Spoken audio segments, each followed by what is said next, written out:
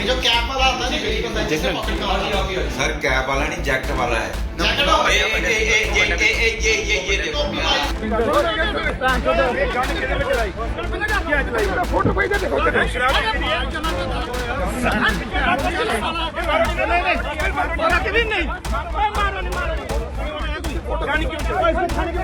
थाने में ऐसे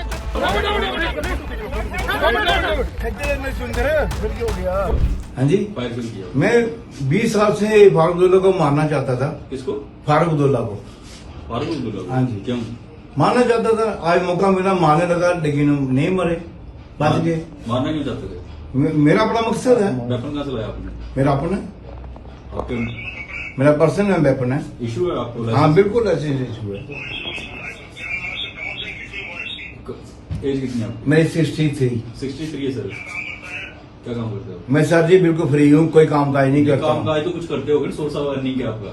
मेरे सोर्स ऑफ इनकम कोई भी नहीं है। मेरी दुकानें हैं 2-3। किस चीज़ की दुकान है आपकी? एक कपड़े की दुकान है, उसका मैं किराया आता है। वही जो कजिन है उसकी बेटी की शादी थी। आप इनवाइटेड हैं वैसे? बिल्कुल इन्वाइटेड है। किसकी शादी थी वहाँ पे? मेरे कजिन की बेटे की। नाम क्या है जिनकी शादी थी? शत्रुजीत सिंह जो है उसके बेटे की शादी थी। शत्रु जी? ईश्वर का शुक्र मनाओ बस, मैं तो यही कहूँगा। ईश्वर का शुक्र मनाइए कि ठीक ठाक है हमारे साथ। बस ये बहुत बड़ा इंसिडेंट हुआ है। इंसिडेंट बड़ा है, लेकिन ऊपर वाला मदद करने वाला है। पुलिस से क्या मांग करते हैं आप, क्या कहना चाहेंगे? थारो इन्वेस्टिगेशन होनी चाहिए, थारो इन्वेस्टिगेशन होनी चाहिए, इसमें कोई दो राय नहीं। देखिए मैं वही कह रहा हूँ ना, ईश्वर का शुक्र कीजिए कि साहब बिल्कुल ठीक ठाक है, कोई ऐसी बात नहीं। और दूसरी बात ये है कि भाई पुलिस से हम यही मांग करेंगे कि थारो इन्वेस्टिगेशन होनी चाहिए। लैप्सेस कहाँ हुए ये उनको इन्वेस्टिगेट करना चाहिए। नहीं, वो आराम कर रहे हैं, आराम बिल्कुल ठीक ठाक है, बिल्कुल ठीक ठाक है, इसमें कोई दो राय नहीं, बिल्कुल ठीक ठाक है। ऊपर वाले से यही दुआ करते हैं कि उन्होंने हमें ना डॉक्टर साहब को सेफ रखा है, बिल्कुल ठीक ठाक है। बाकी वो जो गुप्ता साहब ने बोला वही ठीक है सर। चलो जी, ऊपर वाले की मेहरबानी है कि उन्होंने हमारे डॉक्टर साहब को जो सही सलामत जो पहुंचा दिया। करने वाले ने तो कुछ भी किया था, उसने कोई कसर नहीं छोड़ी थी, लेकिन इसके आगे मैं कुछ नहीं कहूँगा। मुझे लगता है बहुत ही अनफॉर्चुनेट इंसिडेंट है।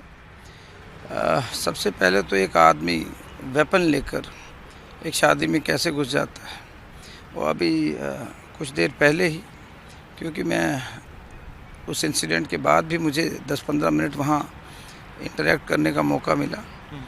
किस आइडियोलॉजी का आदमी है वो आपने देख लिया होगा, किस नफ़रत से भरा हुआ आदमी है, जो कहता है मैं 20 साल से ये नफ़रत फैलाना चाहता था और ये काम करना चाहता था। मैं बावे वाली माता के सामने हाथ जोड़ के उसका धन्यवाद करता हूँ कि एक बहुत बड़ा हादसा टला है।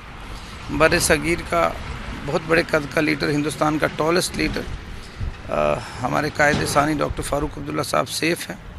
बिल्कुल उनके पास आकर उनको असैसिनेट करने की कोशिश की है, तो ऊपर वाले का कुछ आशीर्वाद रहा कि वो कामयाब नहीं हुआ। हमारे एडवाइज़र साहब, हमारे डिप्टी चीफ मिनिस्टर आगे थे, मैं तो 100 फीट पीछे था उनसे।